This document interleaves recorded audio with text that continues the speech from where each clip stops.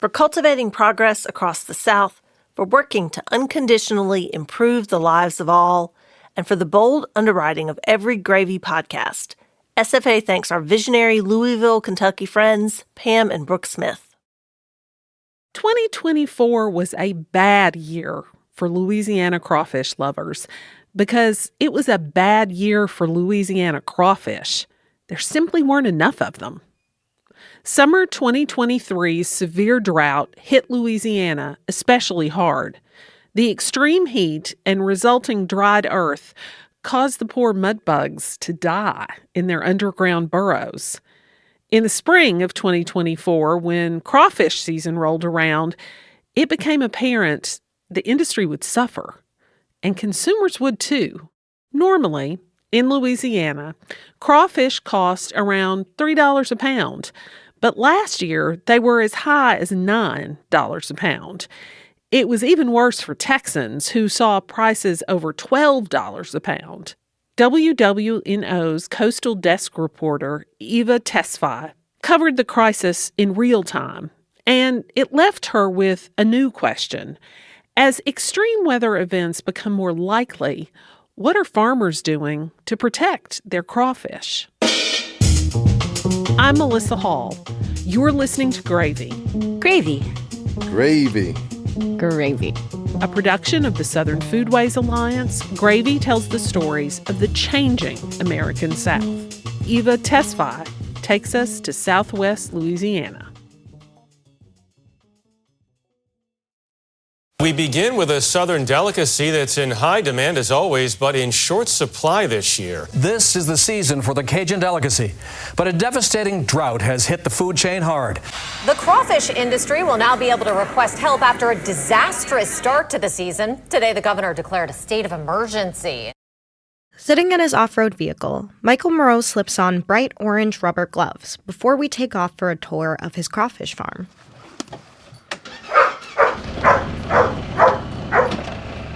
When it gets close to crawfish season, everybody starts wearing rubber gloves because those crawfish start picking you, and those little picks get infected pretty good. It's a windy, cloudy December day. Michael wears a thick camo jacket and knee-high boots to wade around in his crawfish ponds. The ponds are rectangular, with banks just wide enough for his off-road vehicle to drive on. Two of Michael's dogs, Zachariah and Masa, run alongside us. We speed around the ponds on his farm to check on his test catches. They're basket-shaped nets attached to buoys. They float with the nets just under the surface of the water, so Michael can pull them out easily and take a look at how his crawfish are doing. We're big on test nets, okay? And what we're doing here is we're basically identifying families, meaning individual crawfish families and sizes. You know, how many are that big? How many are that big? This farm is Michael's second career. For 30 years, he owned an industrial engineering and construction firm in Baton Rouge. But a true Cajun at heart, 8 years ago, he took his retirement funds and bought this land just outside of his hometown of Lacassine.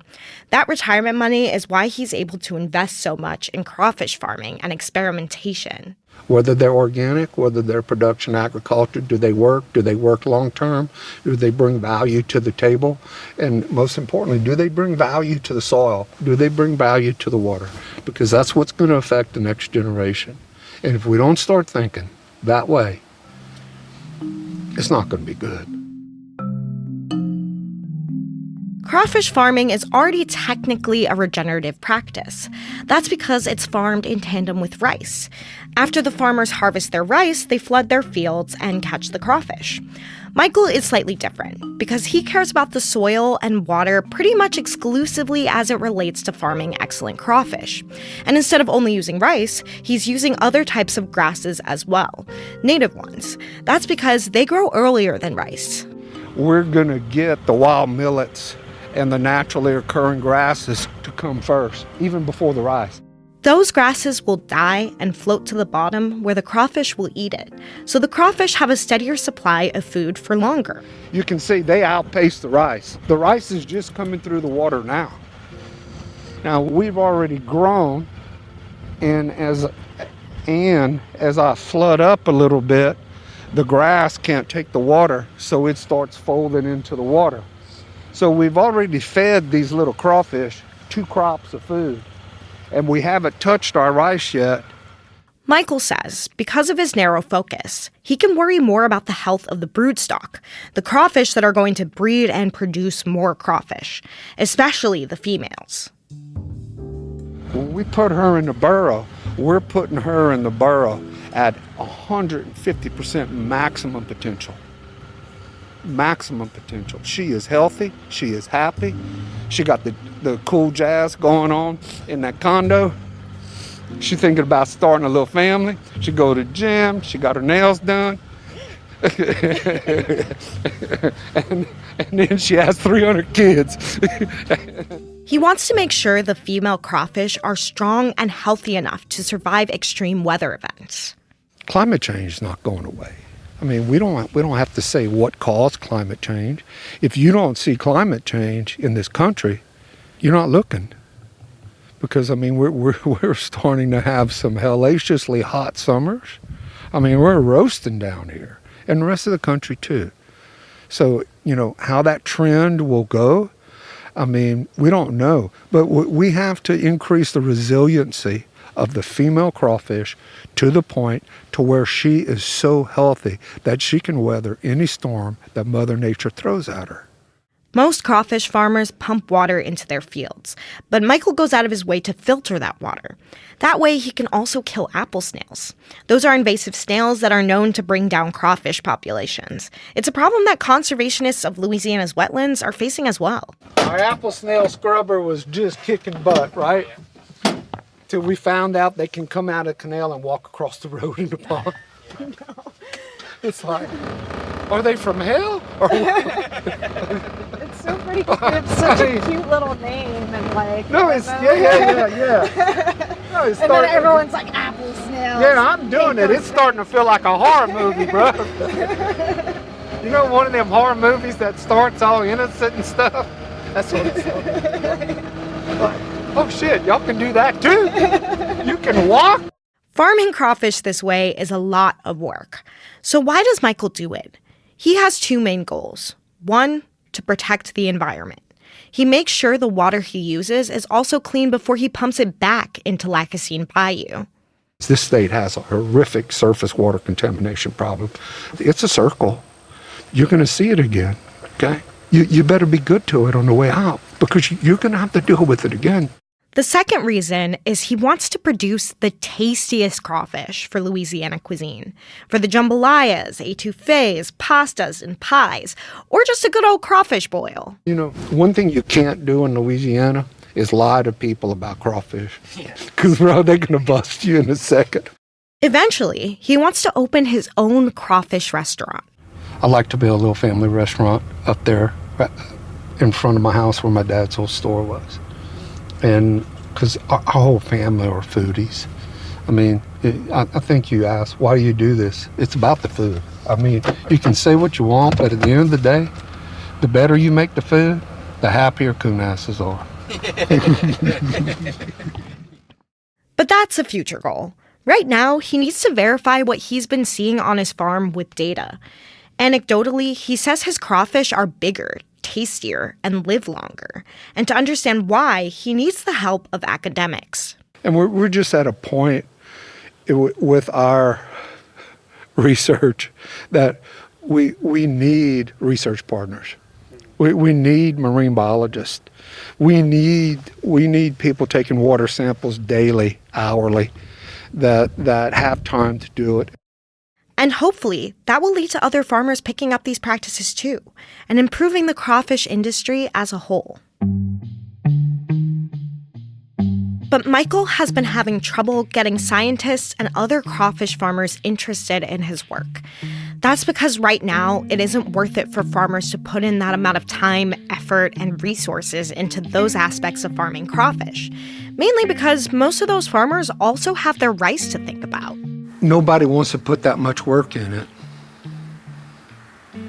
Very few people do. I mean, the way crawfish are being grown now is they're a share crop of farming rice. As long as they can do it that way, they're going to do it that way. But Michael also points out there's no financial incentive for farmers to innovate because of the way crawfish are sold, by the pound, to wholesalers. When I bring premium crawfish to the dock, I get the same thing that somebody is bringing some muddy crawfish that real low quality. There's no wholesaler buys at a different cost, but they sell at different costs. I mean, we have a broken system in Louisiana. As for the scientists, I asked Todd Fontenot about that. He's an extension agent at Louisiana State University who specializes in crawfish. In reporting this story, I had also noticed there doesn't seem to be very much recent research out there about improving crawfish farming. He says that's because his job is to answer questions from farmers based on the information they already have, not to conduct new research. There's an actual crawfish researcher position at LSU for that, but it's been empty for about 6 years. Fontenot says he thinks that's because there hasn't been much interest. Crawfish is such a niche industry. It's a smaller industry. And, for us, it's a really big and very important industry. But nationwide, it's not the same, So collaboration with other universities is going to be pretty much non-existent. And those things are the things that researchers, they need and they rely on. He says there is some existing research on some of the practices Michael is doing. The extension does recommend sorghum Sudan grass that you can plant in the late summer to provide more food for the crawfish. But the research says the millets Michael is using aren't as good for that. But for many of the other issues, farmers are on their own. And that's a problem, especially during times of crisis when farmers need answers, like the drought that decimated the 2024 harvest. There's very little research about how crawfish will be affected by climate change. And even apple snails are a problem that a dedicated researcher could really help with. If we had a full-time researcher, they may be able to work on other control measures that we do not know about, or that work that was done could be expanded on. See, y'all, apple snails are a big deal. And when we come back, you'll meet Bruno Segrera, a young farmer who's just getting started in an industry that's hard to break into. Love listening to Gravy? Excited to read SFA's weekly newsletter? Want to spend the weekend with curious eaters from across the South and beyond, lapping up engaging talks and delectable bites? Then join us for SFA's Fall Symposium in Birmingham, Alabama. We'll gather October 25th and 26th to weave together engaging talks, great food, compelling films, and thought-provoking conversations focused on the Southern city. Together, we'll consider the ways the urban South shapes how we eat, how we think about ourselves, and how we understand this place we call home. Tickets go on sale in August. Hope to see you in the ham. I was introduced to Michael through Bruno Segrera. He's here too. He sits in the back of the vehicle, staying quiet, listening intensely, and learning from Michael. Bruno Segrera is 26 years old. Today, he grows medicinal plants on a section of his yard in Lafayette, but he dreams of farming on a larger scale. As a young person just wanting to get into agriculture, it can be extremely difficult just because of the pay to get in, or the investment to get in is way more than anyone can get in unless you are from a family that is already in it, or from a very wealthy family, or just somehow come up on a lot of money. The land, equipment, broodstock, all of that is expensive, and it's hard to make up that money by selling crawfish. The thing is, Bruno actually should have one thing going for him.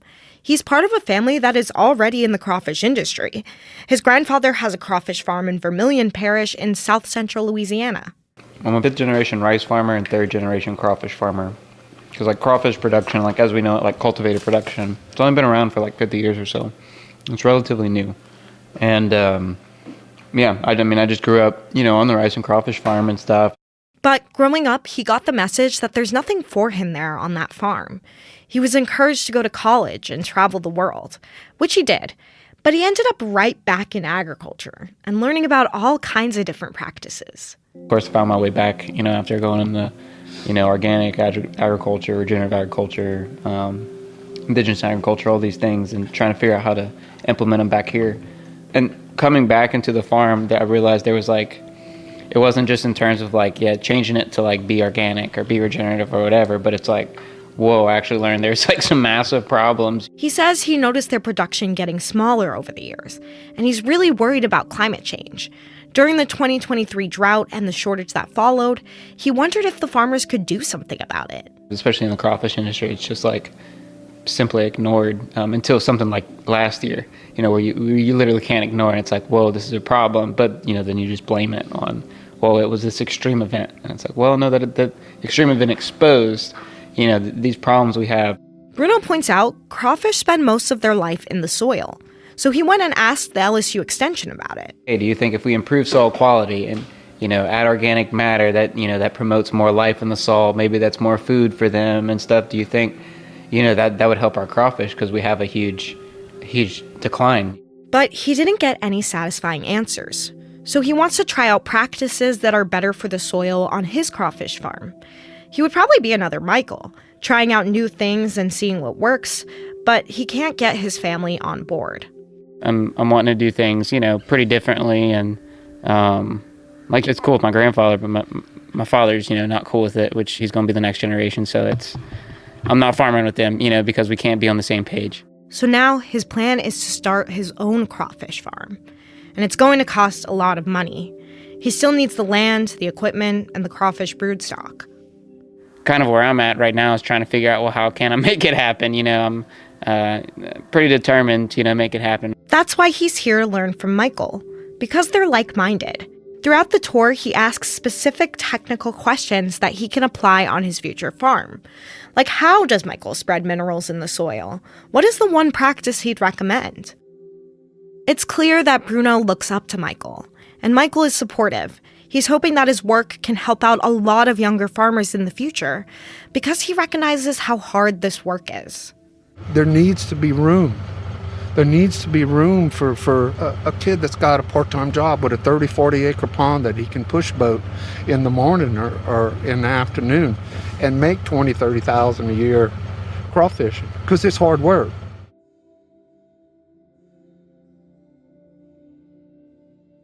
A couple months after I visited Michael's farm, it snowed in Louisiana.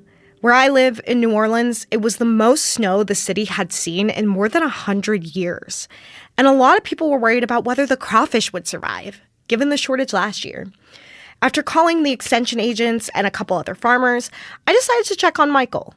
How much snow did you get in your area? At my house, I measured a little over 6 inches.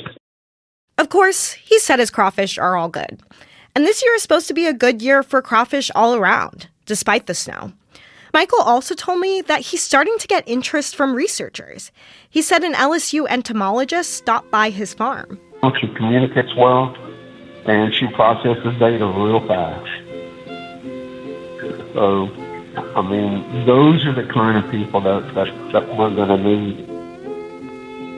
Michael is hoping that this is just the start of more research going into best practices for crawfish, so that crawfish farmers across Louisiana can stay afloat through the droughts and the snow, and so that Louisianans can eat tasty crawfish for generations to come.